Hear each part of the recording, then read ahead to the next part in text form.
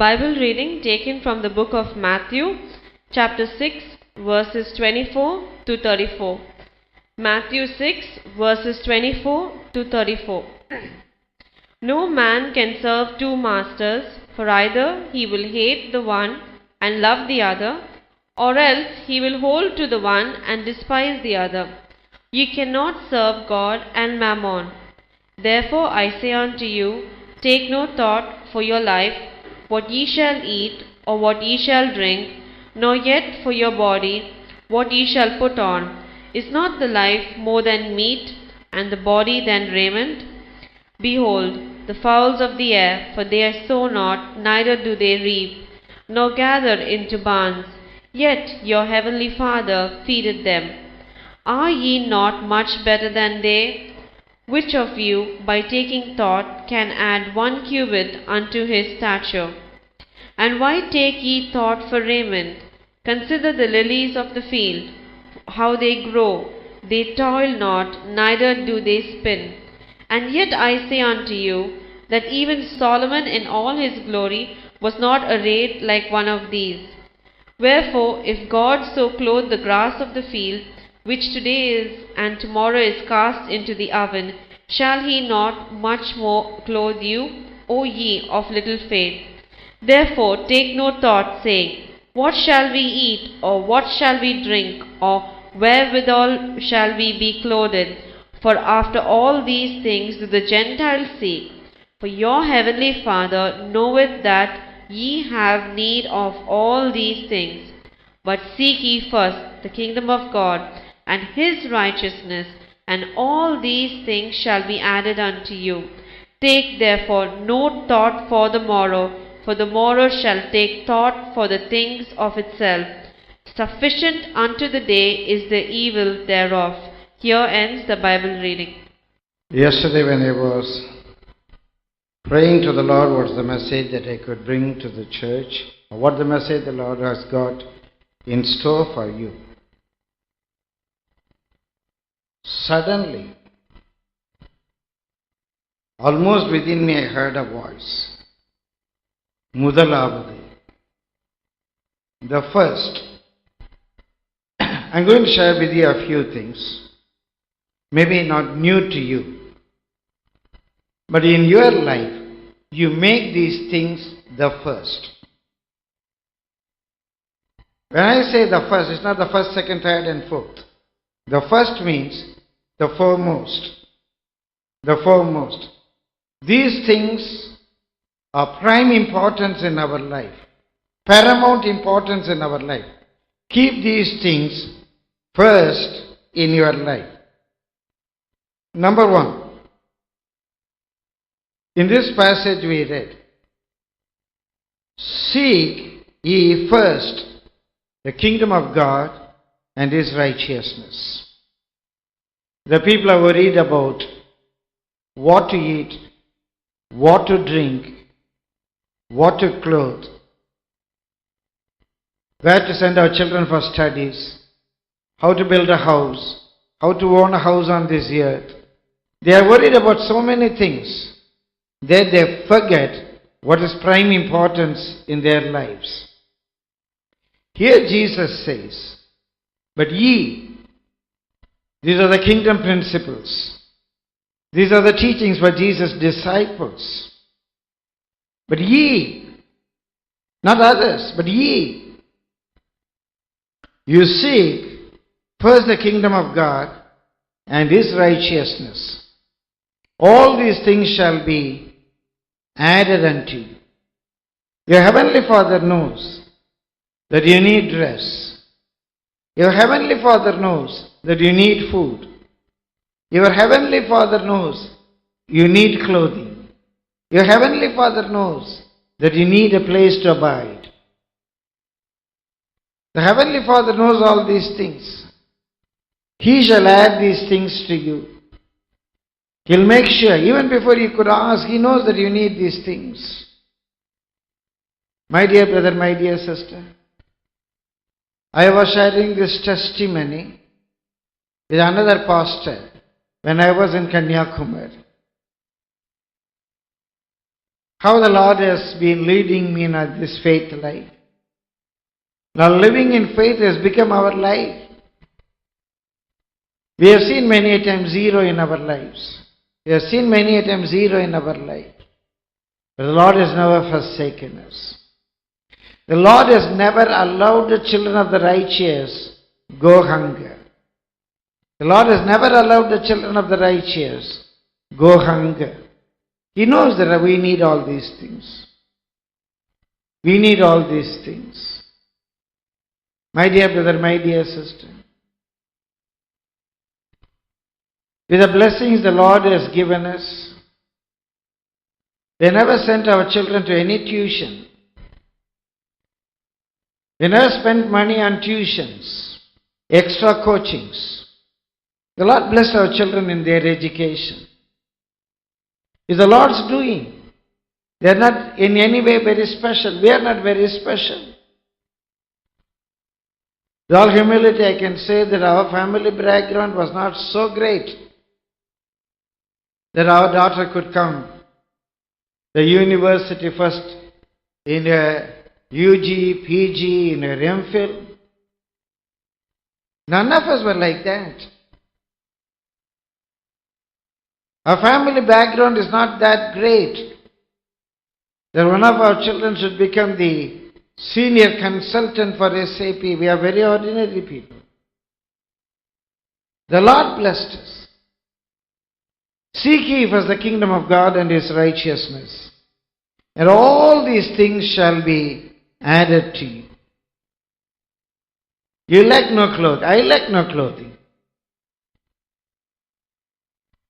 My wife lacked no clothing. Our children lack no clothing. We never lacked food. We don't own a house on this earth. But always we lived in good houses, and always the landlords have been very kind to us. Never we had a problem with the house owners or the landlords. He knows that we need a place to stay. Don't worry about all these things. Seek ye first the kingdom of God and His righteousness. All these kosuru will be added to you.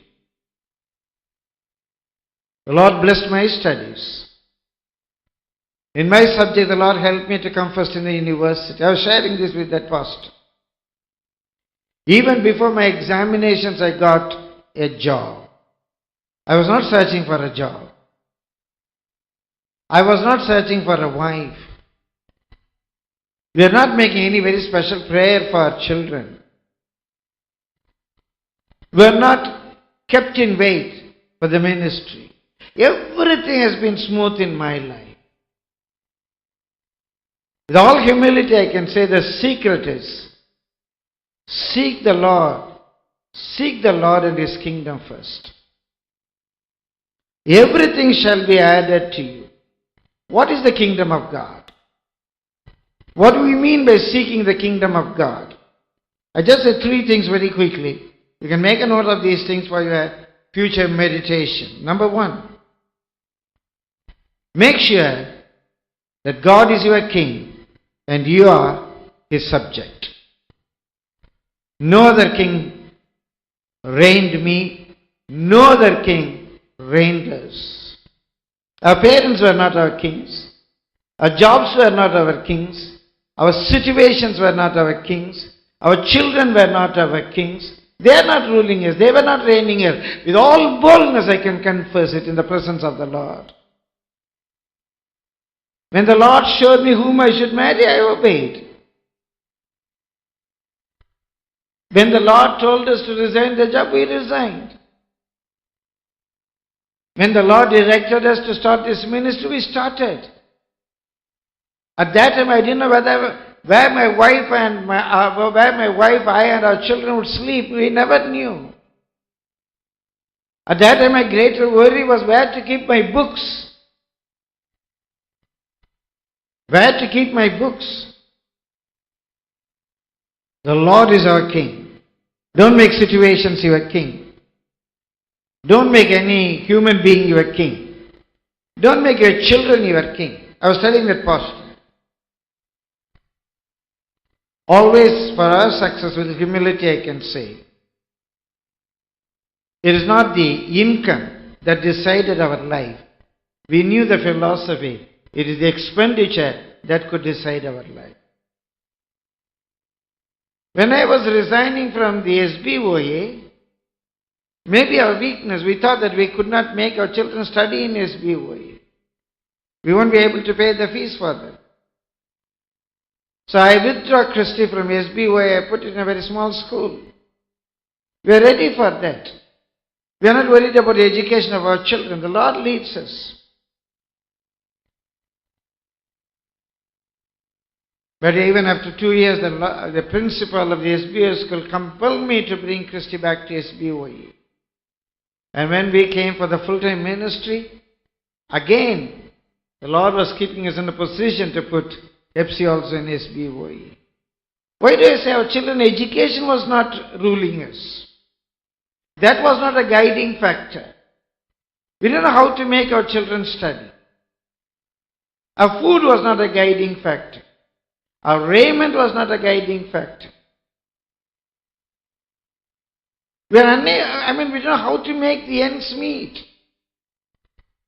For a few months, every day there was one shop where this Ratna house and all that.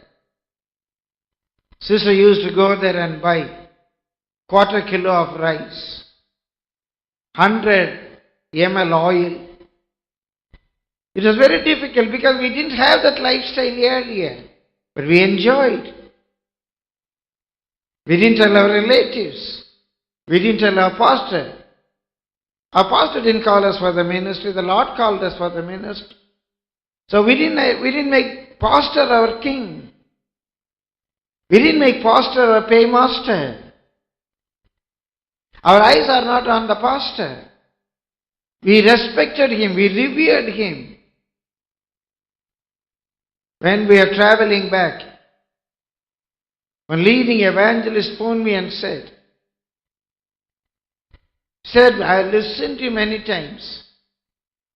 Even when you mention that pastor's name, you don't mention without adding ayah. Till this day we love him, we revere him. But we never made him our king. We never depended on him.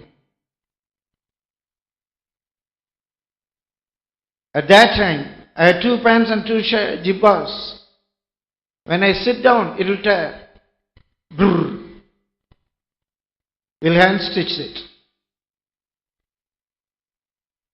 Hepsi Christi for many years. There only one set of uniform. I remember one day, we all enjoyed. Today we had a testimony.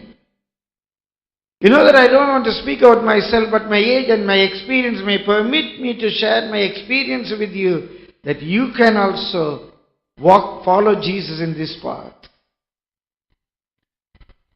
Every evening, sister would wash their clothes. Every morning, I ironed their clothes. In their dressing, certainly they are not below anybody in their respective schools. One day, sister was running high temperature, very high temperature. The children came back from the school as usual with the soiled clothes. With that temperature, put the clothes in water, soaked it, washed it, rinsed it, etc., etc., etc.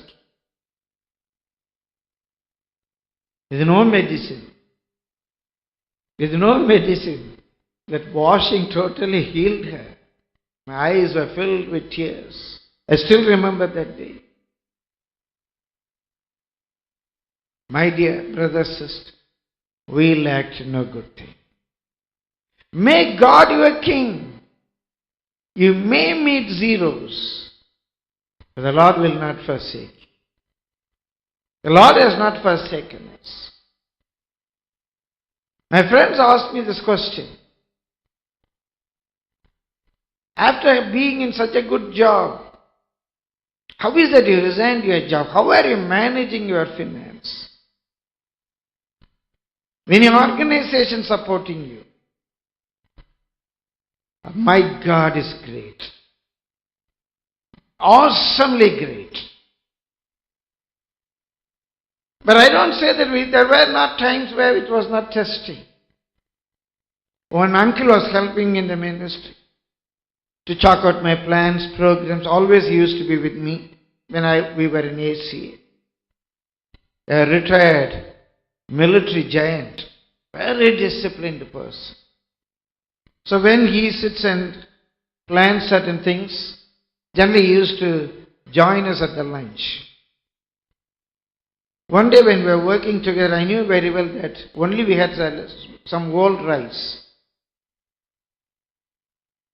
So when the lunch time came, I said, Uncle, uncle, we'll continue. He always, yes, Robbie, still I remember the scene. He went up to the door, came back, and he சாப்பிட சொல்றீங்க போய் சாப்பிட்டு வந்துருங்க uncle நான் முடிச்சிடுறேன். He said, இல்ல tell me what's the problem. He said, there's no problem uncle, சாப்பிட்டு வந்துருங்க. No, you never told this. Always you ask us to eat with you. Why do you tell me to go and eat? What's the problem? Uncle, we don't have enough to give you. What's that you have got? Some old rice. Oh, I'll also eat with you old rice. That one day I knew. We had enough only for the two. Sister was to go without lunch. We have seen zeros. I can tell you the Lord has never let us down. The Lord has never let us down. We are not giving any rich food to our children. We were unable to give. But the Lord gave good health, good strength. Both were good in sports. Good stature. No one has ever seen our children weak, sickly. Seek ye first the kingdom of God and His righteousness. All these things shall be added unto you. Number one, make God your king and you are His subjects. Don't make anybody else, even don't make any situation ruling over you. Number one, when you make God your king, accept His sovereignty in His domain. He has got all power. He has got right to give me, He has got right to take from me. He has got the right to put me in one ministry, He has the right to take me and put me in another ministry. In His domain, in His kingdom, He has got every right to do what He wants to do. I don't question Him. We never question Him. Certain things humanly we are unable to digest. Why He permitted this in our life? Why has this happened like this? Till this day we don't have a question for certain things. We have found answers for certain questions much later. In the organization or in the church where I was ministering, certain changes were taking place. Some of the senior people, they are thrown out of the system mercilessly. A very senior person, much senior to us, he phoned me for this new year and said, the Lord has been very gracious unto you. He took away and planted in His place before somebody could throw you out. He has got the right to pluck me and to plant me. We never thought that we should belong to any system. We allowed the Lord to have done. I was thinking about all these things. How He has been sovereign in my life. Oh, how can I leave this ministry? How can I start a new ministry? How to feed my children? There was no pressure. I thank God for my wife. She also had the same grace to yield to the leading of the Holy Spirit. It's amazing. It's amazing. When I accept Jesus as my King, I allow His sovereignty within his domain. And the third thing I thought about it, his rules and his regulations must be applied in his kingdom. If they say drive right, I should drive right. If they say drive left, I should drive left. No, I will drive left only. Left is right, right is right. No, left is not right, right is not right if you break the rule of the government. It's not a question whether you drive you left or you drive you right. Drive as your government says. Don't question your government. Rules are made not to put you into slavery. Philosophically, rules are made that you can have the maximum freedom. More the rules, more the freedom. Less the rules, more wildlife. More wildlife. எவ்வளவுக்கு அதிகமாக சட்டதிட்டங்கள் இருக்கிறதோ அவ்வளவுக்கு அதிகமாக நாம் விடுதலை அனுபவிக்கிறோம். எங்க சட்டதிட்டங்கள் இல்லையோ அங்க காட்டுமிராண்டி வாழ்க்கை தான் இருக்கும். அங்க காட்டுமிராண்டி வாழ்க்கை தான் இருக்கும். A mango tree in a forest may not have any rules. Nobody will prune it. It will not follow any rules. Wherever it can get sunlight, it will go in that direction. But a mango tree in a grove, it will have discipline. It will have more rules. It will be pruned. Somebody will watch over it. Somebody will do the needful things to that tree. It's not planted in whims and fancies. It will be planted in a particular row. It's in a grove. A coconut tree in a grove. More the rules, more freedom. Less the rules, more wildlife. More wildlife. My dear brother, my dear sister, it's only an evil mind that would think that rules are to make people slavery. Everybody should drive in the left. It's for my freedom, for my safety. There is some rule that not everybody is driving in an unruly way. I should stop the vehicle in a particular line for my safety and for the safety of the others. That protects me. That protects me. Every rule is for your own blessing, not for your own slavery. Not for your own slavery. It's only the wild mind would think that rules are binding people. But a redeemed mind, a mind that enjoys freedom, will always take rules upon rules. Rules upon rules. The Bible says, precepts upon precepts, statutes upon statutes. Even today some unruly preachers say, oh, we are under grace, there are no rules. No, grace is given that we could abide rules. Grace is not given that you could become unruly, that you could become wild. நாம் காட்டுமிராண்டிகளைப் போல பிரமாணம் இல்லாமல் வாழ்வதற்காக rules கொடுக்கல. Rules are given that we can enjoy our freedom. I can go on and on. I just want to draw your attention to Romans chapter 14 verse 17. Romans 14 verse 17. For the kingdom of God is not meat and drink, but righteousness and peace and joy in the Holy Ghost. What is seeking kingdom? Seeking God's righteousness. Seeking God's peace. Seeking God's joy of the Holy Ghost. Seeking joy of the Holy Ghost.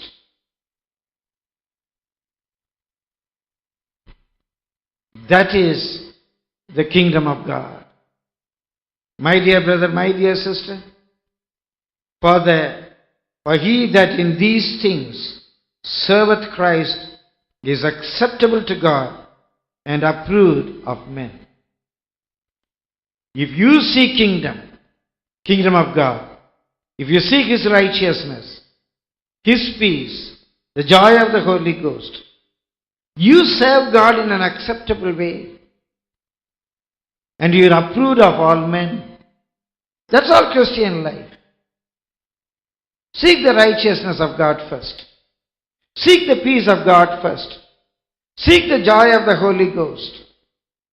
That is the acceptable way to serve the Lord. It's not preaching. It's not worry, oh, I don't have a platform to preach. Oh, nobody is inviting me to preach. That is not the joy of the Holy Ghost.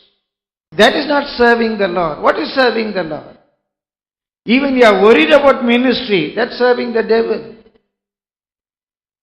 Don't worry about anything.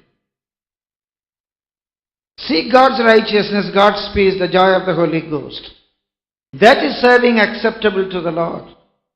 And that man is approved of others. You seek righteousness, peace, and joy of the Holy Ghost. Your wife will approve that you are a Christian. Your husband will approve that really you are born again. You seek dress, you seek money, you seek fame. Others may not be able to accept that you are a child of God. Many people are using ministry to earn money. The Lord has very clearly spoken to us. Those that deviate from the way, we should hate that deviating from the way. And we should make sure that will not cleave unto us. People are going totally away from the Lord's ways in these days. Totally away from the Lord's ways. My dear brother, my dear sister. There was a very painful news. A very senior Pentecostal pastor and a pastor's fellowship there in a city. A very strong pastor's fellowship. Pentecostal pastor's fellowship. Inviting a CSI evangelist to conduct a big meeting in their city. Can you tell me for what purpose? And what do you think about it? What could be their aim? Pentecostalist Pastors Fellowship inviting a very popular crowd-pulling CSI evangelist to conduct crusade in their city, that many people could come. You know what could be the purpose? Can you imagine? Generally, what would think the purpose would be? What could be the purpose? That many people could be saved. Only he is able to draw many people. So only if he comes, many people could be saved in our city. Shameful, painful. Their only purpose to raise fund. So today ministry is not a show. Ministry is not any more evangelization. Ministry is a show to get money. If so and so would come and preach, large crowd will come, more offering can be taken, we can build, we can raise funds. We are living in horrible days. We are living in horrible days. Preaching has become a show. If this person will come and give a performance, we'll get more money. We are not worried whether souls will be saved or not. And what about the calculation of that preacher? Okay, these people take pain and arrange the meeting. There will be a good offering. They will collect the money. It's one-time collection. But because of this, I will get a lot of contact. And I will get a recurring income. I will get a recurring income. Where are we going? What is the ministry approved of the Lord? Seeking the kingdom of God and His righteousness. Is the ministry approved of the Lord? Ministry is not for fundraising. Somebody was in a construction, building business, land business, realtor. Then he switched over to this type of ministry, getting foreign aids, etc., etc. One of his relatives told me, he has got more money flow in his hands after he quit his realtor business and came into this God ministry. Today there has become a big racket.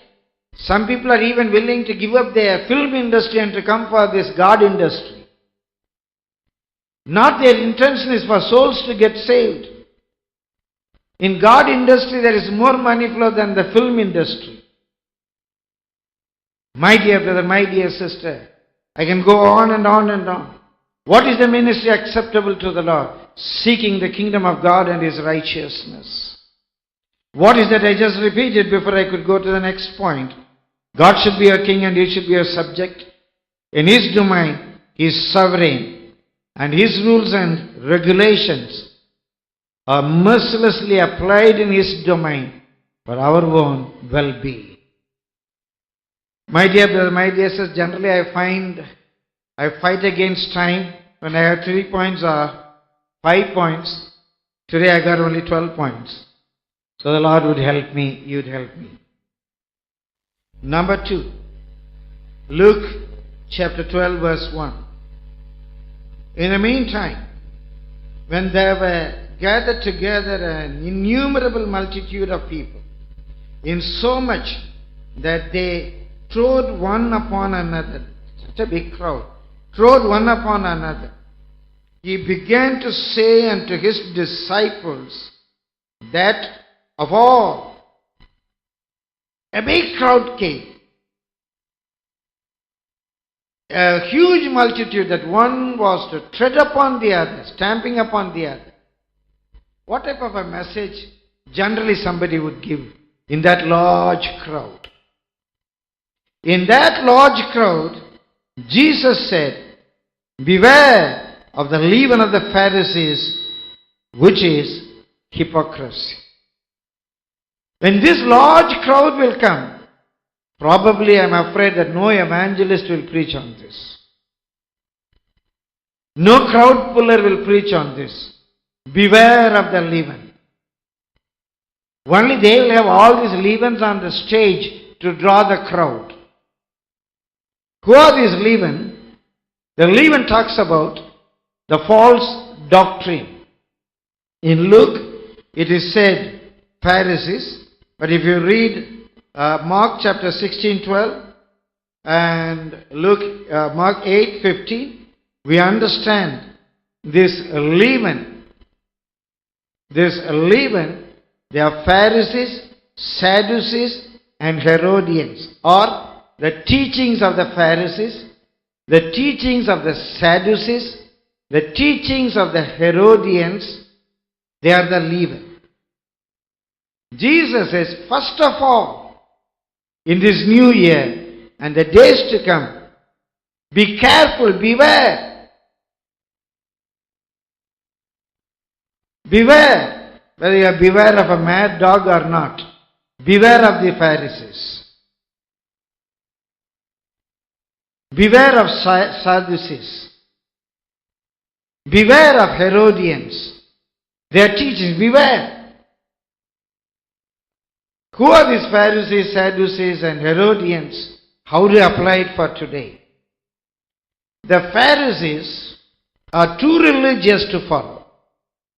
They are so religious that we can't follow. They say only they are perfect. Only they say they are waiting for Messiah. We should not even enjoy what the Lord has blessed us. Only they are right. Only they go to Zion. Only their dress is right. If they wear jibbah, everybody should wear jibbah. If somebody wear pants or suit, oh, it's wrong, you'll go to hell. Only we are right. If we wear full sleeve, all women should wear full sleeve. Only our hairstyle is right. Only our way of living is right. Nobody else is wrong. They are the Pharisees. They are proud about their tithings. They are proud about their religious adherence. They are very proud. They said they are waiting for the Messiah. Don't be defiled by this leaven. Don't be defiled by these extremists. Christianity is a lifestyle. It's not the lifestyle of too religious to follow Christ. Christ was not wearing jibbah. Christ never said that you should wear jibbah. I'm not against jibbah, I wear jibbah. But what the religion? They make their lifestyle the religion. They make their lifestyle the religion. My dear brother, my dear sister, beware of their teachings. The Sadducees, the other extreme. Most of these powerful people, the high priest, the other priests, most of them were Sadducees. They don't bother about Messiah coming back. They don't bother about eternal life. They don't bother about resurrection. We enjoy the world. Yahweh is our God. We follow certain rules and regulations. We give the offerings. When we give offerings, our sins are forgiven. Just you cut a cow, or kill a cow, your sins are forgiven. Don't be more than that. Enjoy the world. God has given this world to enjoy. They are the other extreme. Don't be defiled by these Sadducees. Don't be defiled by these Sadducees. On the one side, the Pharisees. Don't be defiled by these Pharisees. Beware of these Pharisees. On the other side, the Sadducees. Don't be defiled by these Sadducees. Worldliness. What is extreme godliness, which is not scripture? What is extreme worldliness? That is not biblical. They will even tell you, God loved the world so much. We love the world. Even God has loved the world. Why should we hate the world? They have a teaching. Jesus died for you. Why do you worry about the sin? Believe in the blood of Jesus. You don't try to lead a holy life. Don't go for work. Everything is grace. You can live as you want. You can set your hair as you want. You can have a beard as you want. You can dress as you want. Oh, dress code, not necessary for Christians. We can dress as we want. Sadducees. And the third one, Herodians. Going with the government. Politics, policing the government. Their king is Herod. They are Jews. Herod was an Idumean. Herod was not a Jew. But these Herodians are ching-chang for Jews, or for the Herod. They go behind the politicians. They affix themselves to party politics. They make the politicians their leaders. I'm not against politics. The politicians are not my leader. Politicians are not my leaders. I respect them. They rule this government. God ordains them. The other day, a servant of God, a very senior servant of God, the senior most today in the Pentecostal world. And I met him and I had been to Kanyakumari. He was telling me, what should be the Christian policy on politics? So very interesting. The Christian policy on politics. Pray for the ruling government. Support the ruling government. Pray that the God should establish the government according to His heart. Ours is not ruling or opposing. Ours is God's principle. So God has brought a party to government. God has brought that party to government. Support them.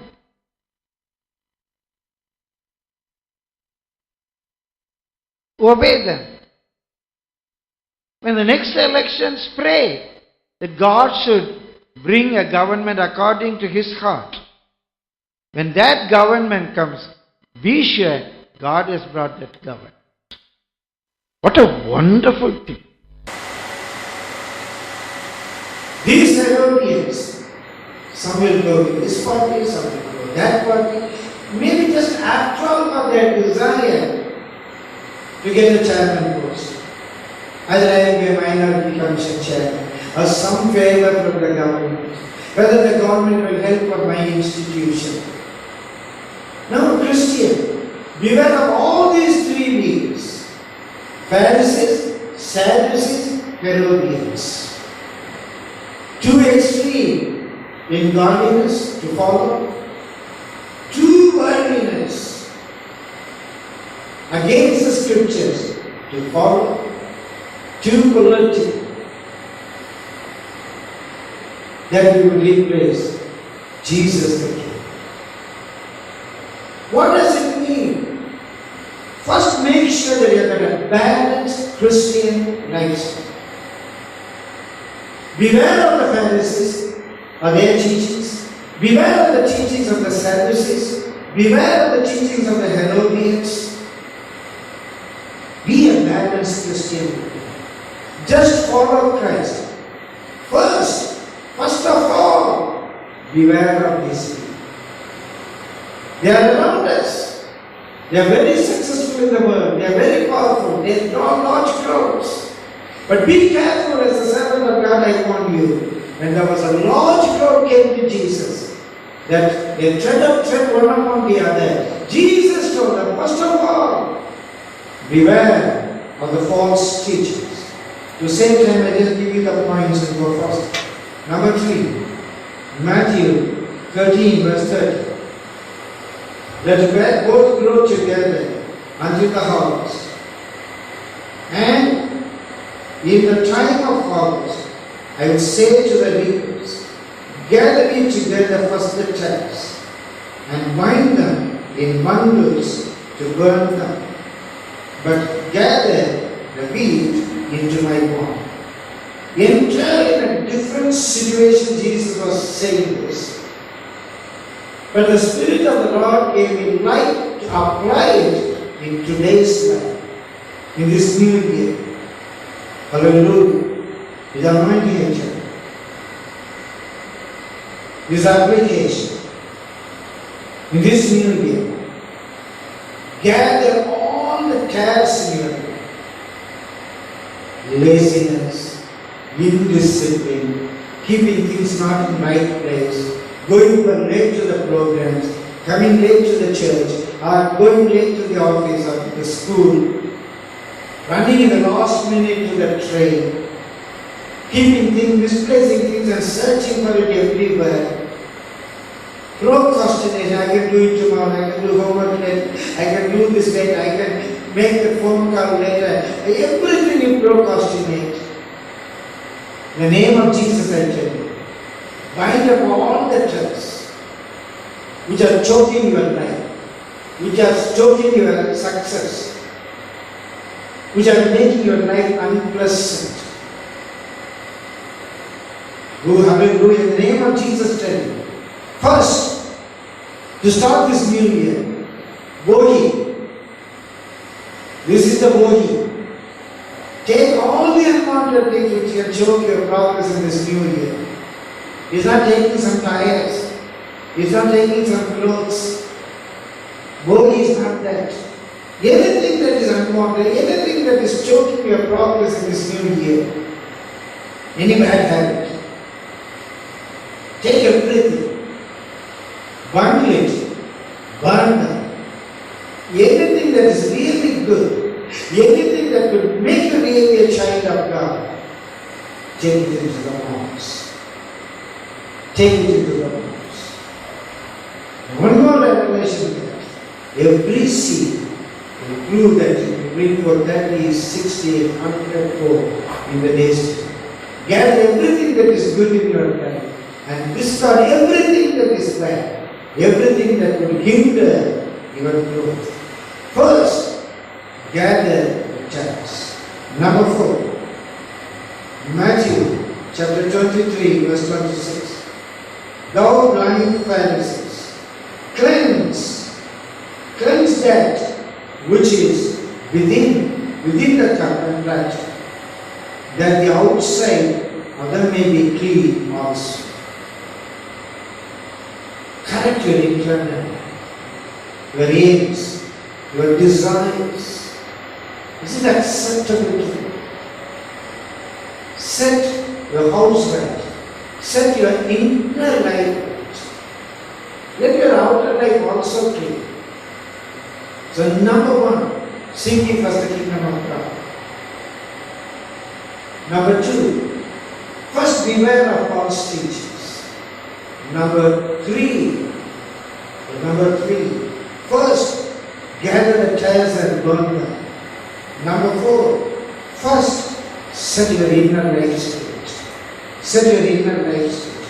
Wait upon the Lord. Spend the rest of this week to have an introspection. Set your inner life right. Number 5.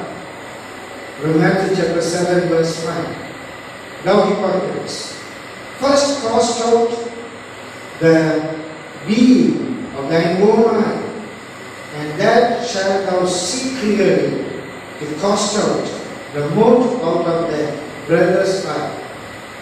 The same thing we read along in Luke chapter 6 verse 42. The same time you can make a note of Luke 6:42. And the topic is, before you try to help somebody, before you tell somebody gossip, before you go tell somebody, Jesus will give you peace. Before you go tell somebody, don't lie. Before you could tell your children, be honest. Before you could help somebody to be on the right path, make sure that you are in the right path. Whatever is wrong in you, remove it. Remove it. Probably it is binding up the ties. And before you could tell your child, don't speak lie. You don't speak. Before you could tell your child, hey, be obedient to your parents. Obedient to your parents. Ma, you be quiet, ma. Hey, obey me. Rubbish. Hypocrisy. Before you could help somebody to be right, make sure you are right. Number 6, that we read in Matthew 5:24. Leave there thy gift before the altar and go thy way. First be reconciled to thy brother, and then come and offer thy gift. Have you got any enmity with anybody? Is there anybody who has got an ought against you? He said, no, I won't talk to her. I won't talk to him. I will not go to his house. He has hurt me like this. First, win your brother. Win your sister. Win your neighbor. Then you go and do it. All the rest is next. These things are the first in your life. As I said earlier, these things are the foremost in your life. These things are paramount importance in your life. These are the premium requisites of your life. When you cannot reconcile to your neighbor, when you cannot win your brother, you are going and doing some pujas, you are going and saying some prayers, you are in the choir, you are musicians, or go out for ministry. It's absolute nonsense. What is first? Reconcile to your brother. Then do all these religious activities. Christianity is not at all a religion. Christianity is a lifestyle. Christianity is a lifestyle. It's very shameful. There are preachers who say, no, I don't talk to him. I don't go to his house. I don't go to that church. I don't know where will it end. I don't know where will it end. First reconcile to your brother. If he is wrong, win him. If you are wrong, reconcile to him. Both are essential. If he is wrong, win him. If you are wrong, reconcile to him. All your prayer, when you stand and pray, if you know that your brother is wrong, win him. The lost sheep, the story of the lost lamb. The shepherd searching for the lost lamb. Many a time that parable is misplaced. that a pastor should seek for the lost lamb. Yes, a pastor should do it. That was the duty of a pastor. That is the duty of a great shepherd. No doubt about it.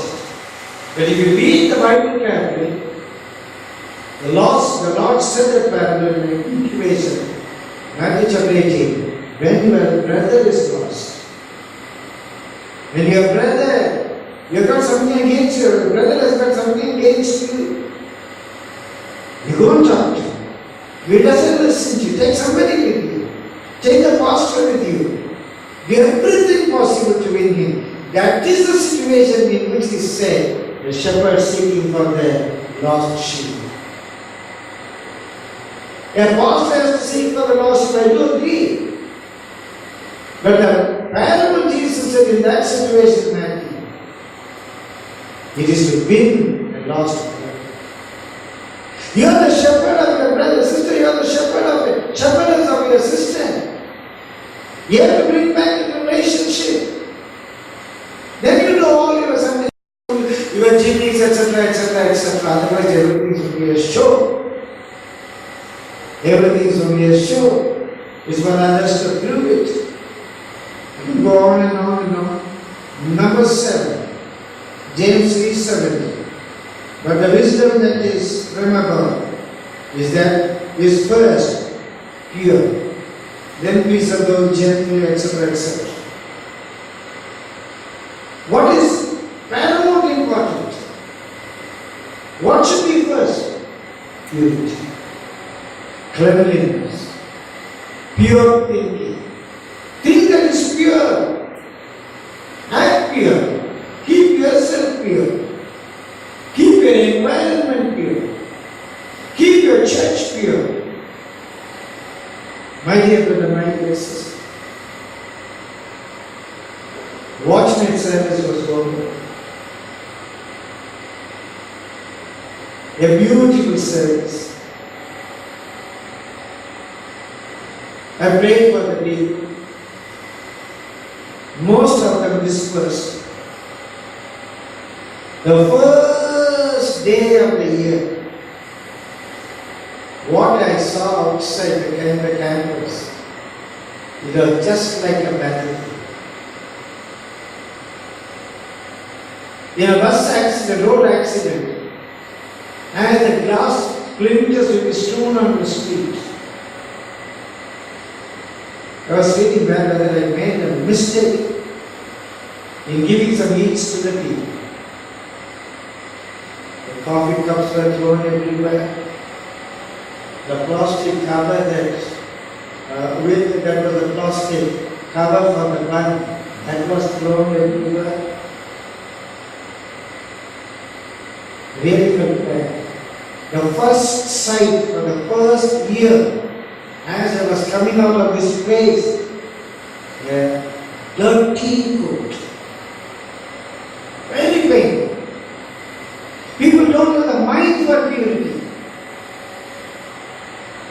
They don't have the mind for the purity. They don't know where to put the coffee cup. They don't know where to put the plastic cup. It cannot be 1% or 2%. Hundreds of cups were thrown on the place. Just like the coffee cubes. Keep the place pure. Keep your house pure. Keep our country pure. Keep your life pure. Keep your thinking pure. Keep your deeds are pure.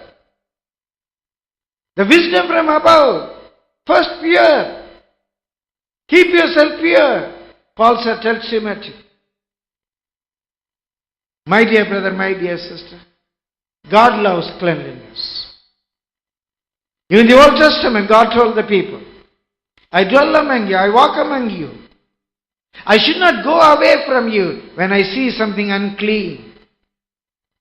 I really think, if the Lord could see something unclean, disorderly, even the people didn't know where to keep their used coffee cups, how will God bless that congregation? When God moves there, when He sees something unclean, Something unthought of. How could God be happy about that? Because God said, When I go in the camp, if I see something unclean, I will move away from you. I will move away from you. God cannot be happy about something that's unclean. My dear brother, my dear sister, those who got this deep thought in cleanliness, psychologically I tell you, where there was weakness, strength needed there. Where there is not very ugly, more beauty should be added to it. More beauty should be added to it. Somebody has got this cleanliness as a mindset. They keep their restroom more clean. They keep their restroom more clean. Because their mind is in cleanliness. It's not a big place or a small place. Whether it are tiles or marbles or gold, chlorine, that's not a question. Whether you can keep that place clean or not. It's a mindset. If the mind is unclean, you keep things around you unclean. If the mind is clean, you keep things around you clean. If the mind is unclean, your dress will be unclean. Your body will be unclean. Your thoughts will be unclean. Your mind is not clean. If your mind is after cleanliness, your dress will be clean, your body will be clean, your house will be clean, your things around you will be clean. It's the mindset. It's the mindset. So here the Lord says, the wisdom from our first be pure, not only in thought, in every area, keep yourself pure. Number 8, what is the first thing? The first thing in the life. Matthew chapter 12 verse 29. Or else, how can one enter into a strong man's house and spoil his goods, except he first bind the strong man, and then he will spoil his house. It requires a little bit of explanation, but because I am writing against time, I go a little further, I do a little longer, and I you understand. The same thing we read in Mark chapter 3 verse 27. You want to help somebody. The devil is in them. Wrong arguments are in them. Wrong religious mindset is in them. You can't help that person to the truth unless you bind the strong man in him. Their arguments. They got very strong arguments why their religion is right. They got very strong arguments why there is no God. Why there is no God. If there is God, where is God when it hurts me? Philip Yancey writes a beautiful book, Where is God when it hurts me? He starts like this, a boy says, when I was young, I lost my parents. I'm coming from a broken family. I was run for my own bread. And I was abused by many people. I was abused to the extent that I became sick. Repeatedly I was abused. If God is all powerful, why did that God stop me? Why did that God stop it? Where was God when it was hurting me? Where was God when it was hurting me? I have very strong arguments. You are unable to penetrate through prayer, through anointing. You have to bind the strong man first. The argument, the evil spirits, their philosophy, their thoughts, their religion, their tradition. Unless you are able to bind that strong man, you can't win that house for you. You can't win that family for you. You can't win that person for you. And in your person, you can't become very religious. You can't become very spiritual unless you find a tradition that is too strong. The wrong thinkings which are too strong in you, which are not allowing you to obey the sound doctrine of the Bible, is very strong. If I obey this, what will others talk about me? How will I mix in the society? You have got many strong things in your life too strong to be bound, that you are unable to make a perfect submission. What is first? Try to bind these strong things. Then your life can be won for the Lord. Number 8. Luke chapter 14 verse 28. For which of you, intending to build a tower, sitteth not down first, and counted the cost, whether he is sufficient to finish it? Or what king, verse 31, going to make war against another king, sitteth not down first, and counted whether he be able with 10,000 to meet him that cometh against him with 20,000. Look before you pray. Look before you pray. You know in what situation Jesus said? You have to be very careful before you build a house. You have to be very careful before you go for a walk. Sit and count the situation in which Jesus said. To follow Jesus, you have to make a lot of sacrifices. If you love your father or mother, if you love your wife or your children or your husband, or you love your life, you love anything else, you cannot follow Christ. In this 2016, first, count the cost. Can you make this sacrifice? Can you make this sacrifice?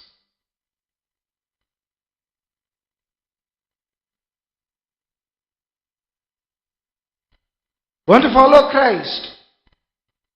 Can you make this sacrifice? Can you keep Jesus first in your life? First consider that, then follow Christ. It's not only ministry, in following Christ. The year that we got married, even before Christy was born, probably I was 26, sister was 24. I told this incident many a time. I was to go for a preaching. In Periyapalayam. Earlier sister was running temperature, applied some aftershave lotion on her body. She became very cold as a fish. I was to go for an all-night prayer. I was not in a full-time ministry. I am not paid. I was working in Sishi at that time. A very reputed institution. Not to brag about, but tell the truth. I was 26 years old. I was to preach in an all-night prayer. I told sister, I know that. I told her, "Ma na poitu varen, ulla thal potrade." Ulla thal potra, 24-year young girl, I am leaving and going. I am instructing, I may sound foolish. I am instructing her. Ulla thal potra. You know why? I was afraid.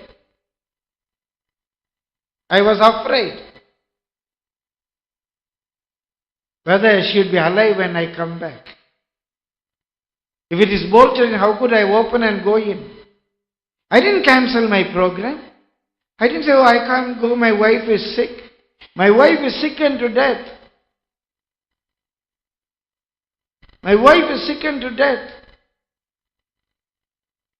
Count the cost before you step out. If you can't love Christ more than anything else, it's better leave Christianity. Christianity demands that.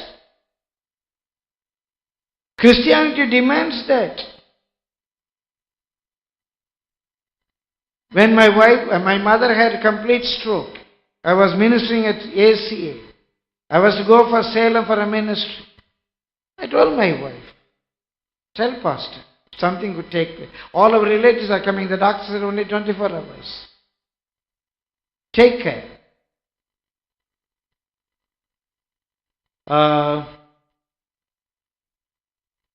If anything goes wrong, pastor would take care. Don't worry about it. I will come back. I went to my mother. She was almost like a vegetable lying down. In a sentimental way, I kissed on her brow. I said, Mummy, you only wanted me to go for the ministry. Now I am serving the Lord.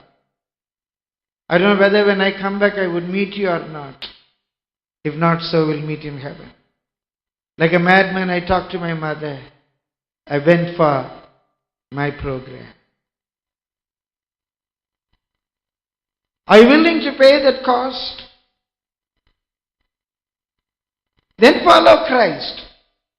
My wife, my mother, my father, when my father died, I left his dead body there. I came here to do my ministry.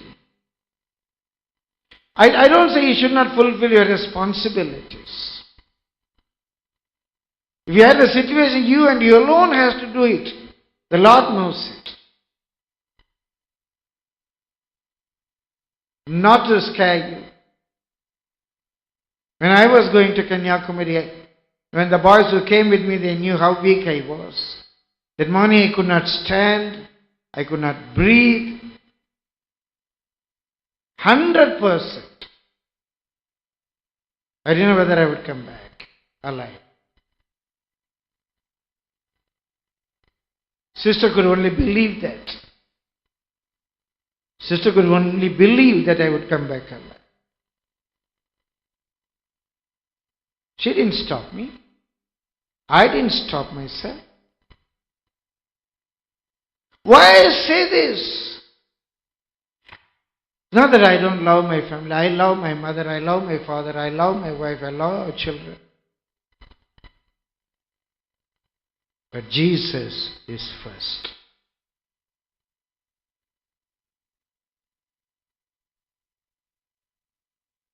It is much easier to do ministry without wife, without children, without husband, without family, with no commitment, with no responsibility.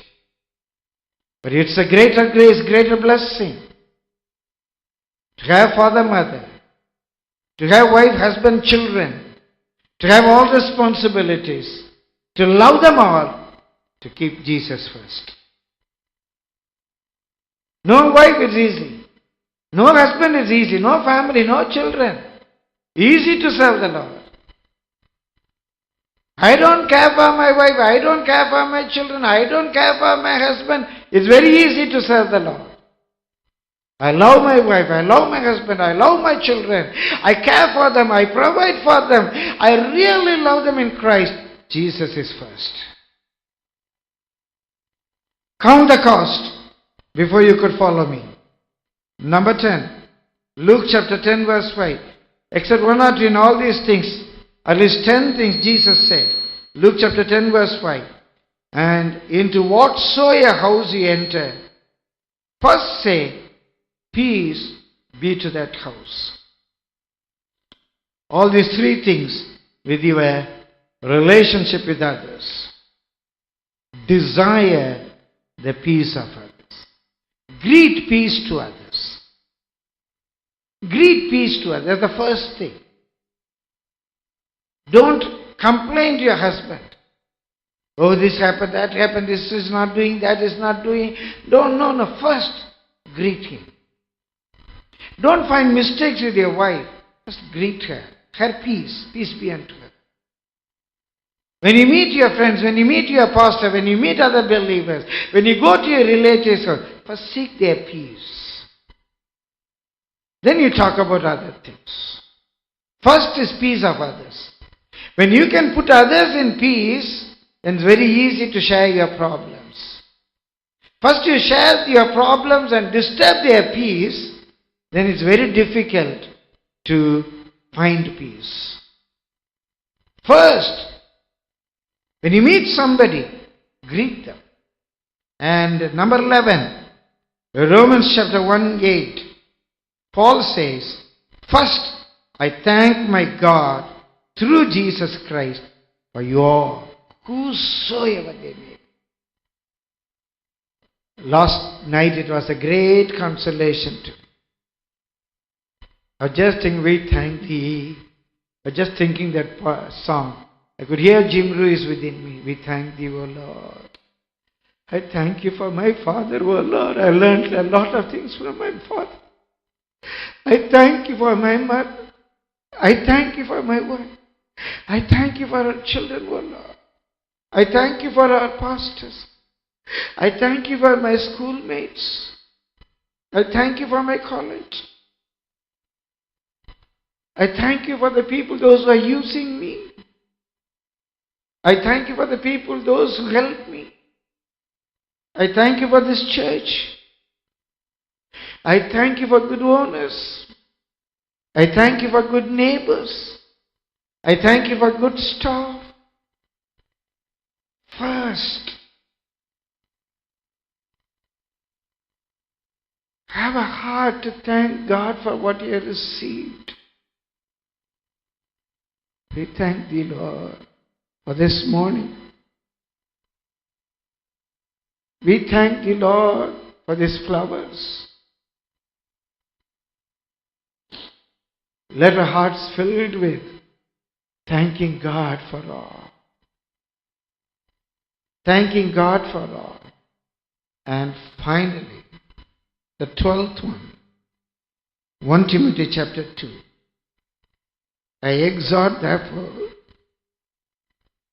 that first of all, supplications and prayers and intercessions and giving of thanks be made for all. Greet peace to all. Thank God for all. Pray for all. Don't blame the government. Don't blame the Prime Minister. Don't criticize the Chief Minister. Don't pray for the leaders of the opposition parties. Don't blame the police forces. Don't blame the government officials. Don't blame your principal. Don't blame your manager. Don't blame the church. Don't blame the servants of God. Don't blame the evangelists.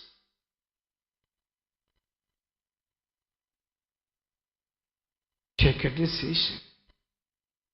First, pray for all men.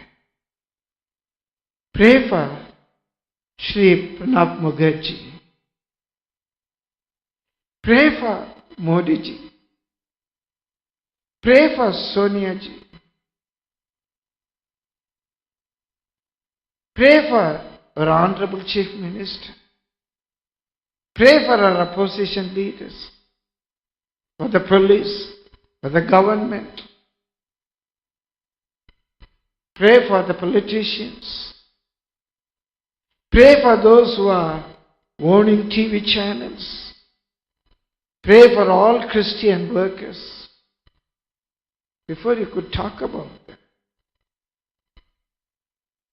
before you could criticize anybody, pray for them. Pray for your father. Pray for your mother. Pray for your co-borns. Don't blame your children. Pray for them. Pray for the servants of God who lead you in the path of righteousness for His name's sake. Pray for us. Seek ye first the kingdom of God and His righteousness. Seek ye first to have bogie, to gather all the tares and to burn them. Seek ye first to remove the beam in your eyes. Seek ye first to greet peace to others. Seek ye first to find the strong man in you that you could not follow Christ. Seek ye first to thank God for all men. To all men.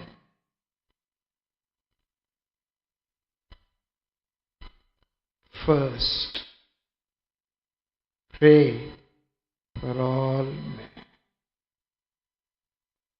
How many of you wants to keep these things first in your life? Lift up your hands and ask God, help me keep these things first in my life. Help me keep these things first in my life. All the rest are only afterwards. Allow to remind you, keep yourself pure. Shall we pray?